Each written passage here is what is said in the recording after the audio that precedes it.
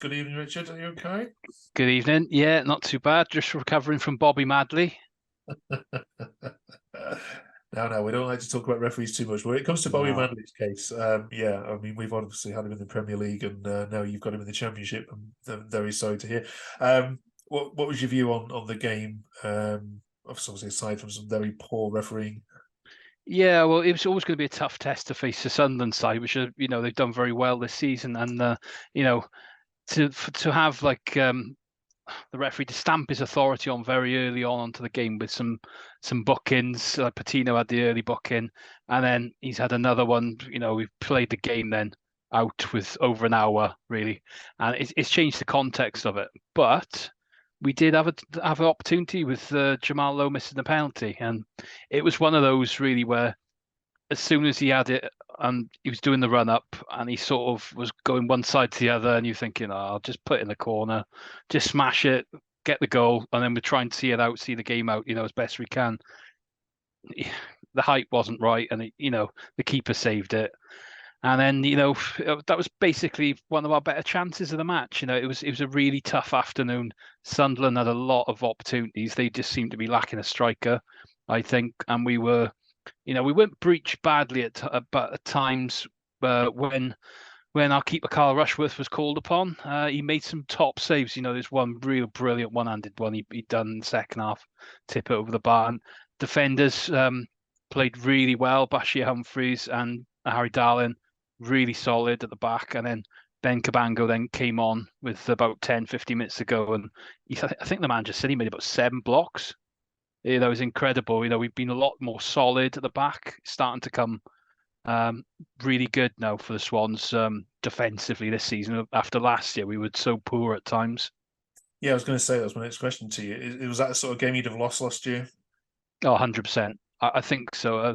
Even though they didn't have, we seemed to let teams have clear-cut opportunities.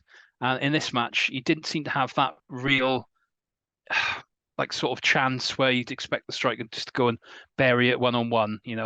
As far as I could see, there was the sort of half chances and there was a couple of good saves from it, but I wouldn't say we're comfortable because they had a lot of shots. But we held out firm, and yeah, we wouldn't have had that last season. That was very much a point gained rather than points dropped. And I think over the course of the season, that's the difference in landing around the playoff areas. Getting that consistency right. Yeah, he's definitely made you a tough side to beat, hasn't he, Duff? And obviously that starts with the goalkeeper. Rush was on. Is he on loan still? He's not. Yeah, he's on loan from Brighton for the season. So there's talk. I think it might be a recall in there in January, but I would have thought he would stay with the keeping quality they've got at Brighton this season, unless somebody comes in and tries to buy, I guess, in January. But he's been exceptional and he's improving all the time. I think he's made a massive difference in the team, and you can see the confidence he breeds with the defenders around him. Um, so it's good quality to have in there. The only thing I'd say with that backline is a couple of loan players in there, and yeah, it's hard when you've got players on loan, but the boys are focused on the job. So we've got some tough games after the break with Hull and Leeds to come, and it doesn't get any tougher really than going away to Ipswich. What's your views on this game, and who's going to come in for Patino? Obviously serving his ban. Well, Ipswich should just have to say they're a fantastic team to watch. Probably this game for me is the game that I'd go and pay and see that match. If I want the Swans fan, I think I would be expecting a really nice game with lots of chances, lots of possession. Both teams would be looking to win, play the right way. So I feel there's going to be lots of goals in the match. I think it's going to be great to watch. But they got such a good home record. Ipswich have. They scored loads of goals. They've unbeaten in forever. Only that one game in what 32, I think it was. They've lost recently. Oh, it's incredible stuff.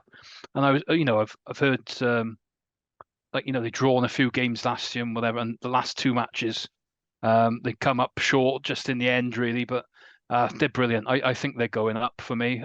I even think they are going to be a harder prospect than Leicester were the other week. I think we've done very well against Leicester. In terms of the team, well, we're down to bare bones a little bit at the moment. We've got so many injuries. Nobody's coming back, the manager said. And so it's a choice, really. Jay Fulton came on for Patino just to shore things up. So whether he starts with that or he goes with a different tweaking of the formation, which brings in some other options like a Liam Walsh or an Ollie Cooper into the side and changes round to positional play, or whether we go 3 at the back like we started the season with Cabango coming back in. I think he's keeping his cards close to his chest because, like I say, we do have a few options, but not loads for this weekend. All right, well, football's going to be the winner this weekend. 2 really nice footballing sides meeting each other. Ian, let's get to your predictions first. What are you going with? Well, I can see there being an early goal. I can probably see it coming from Swansea, but I'd like to think we'll display that strong resilience that we've had all season. And I'd love to see an Ipswich sound 3-1 home win. Okay, good. And Richard, are you in an optimistic mood this week or realistic? Well, we've been great away from home. Last 4 games away, we've had 3 wins and a draw. I can see us getting another point. Let's have another 2-2 for Ipswich, shall we? We love 2-2s. I can't believe that somebody's on Twitter that you don't sound. It feels weird saying that McKenna's side haven't won in 3 games when you count the FA Cup game as well. It doesn't feel right, that, because even when you lose, very rarely that you've lost or drawn, you usually go on, and win the next one. So. It'd be interesting to see whether we can put that right. Listen, enjoy the game, both of you. Thank you very much for joining us. Have a good rest next week, and we'll see you in 2 weeks. Cheers. Thanks, Mark. Cheers, Mark. Take care.